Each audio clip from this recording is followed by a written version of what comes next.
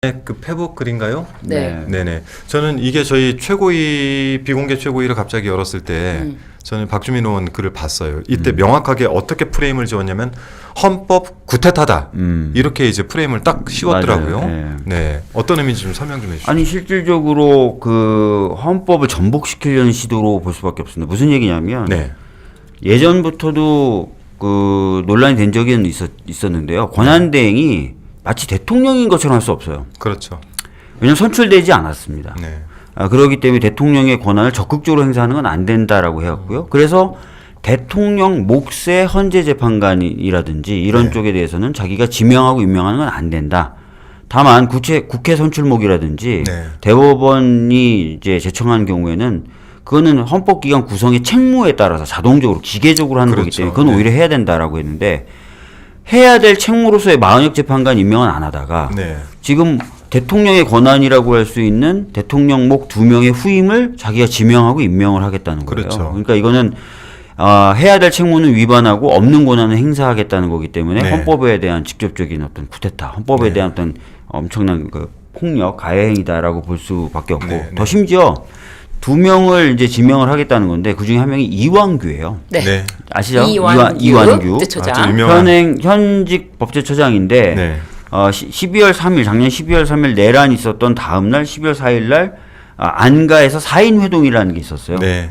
법률 전문가들하고 모인 거예요. 네. 법무부 장관, 민정수석, 네. 법제처장 이런 사람들이 네네. 모여가지고 행안부 장관. 예, 네. 행안부 장관 다 법조인 출신이고 법무 담당이죠.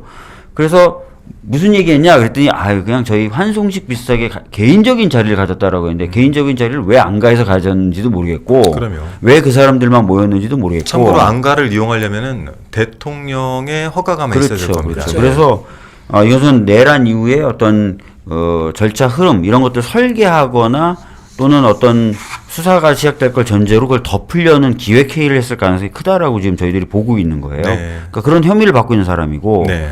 또 더 큰 문제는 뭐냐면 그동안 이완규가 법제처장으로 보여줬던 모습이 정말 저희가 봤을 때 터무니없는 법령 해석들을 해왔어요. 네. 윤석열 정부의 그런 여러 가지 행정을 뒷받침하기 위해서. 네. 그러니까 검찰 독재의 주범이에요. 어떻게 보면. 그럼요. 주범이고 더 웃긴 건 뭐냐면 윤석열이 대통령이 됐을 때부터 사실은 다음 헌재소장은 이완규가 할 거다라는 소문이 돌았어요. 이미. 예. 그래서 법제처장 갔다가 헌재로 간다. 네. 이 얘기 돌았거든요. 네. 근데 윤석열이 날아가는데도 이 프로세스가 진행된다는 건 한덕수가 윤석열의 아바타라는 거예요. 그리고 여전히 윤석열의 영향력이 미치고 있다는 거예요. 인사 등에 있어서.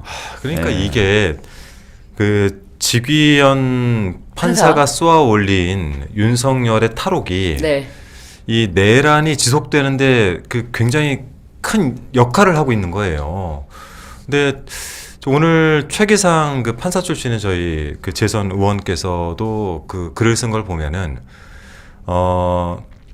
우선 이 두 사람에 대한 임명 자체가 6월 3일에 선출될 대통령의 권한을 침해했다. 침해한 그렇죠. 거죠. 라고 해서 오늘 당에서도 여기에 대한 권한쟁의 심판 그리고 가처분 신청 이 두 개를 하지 않았습니까?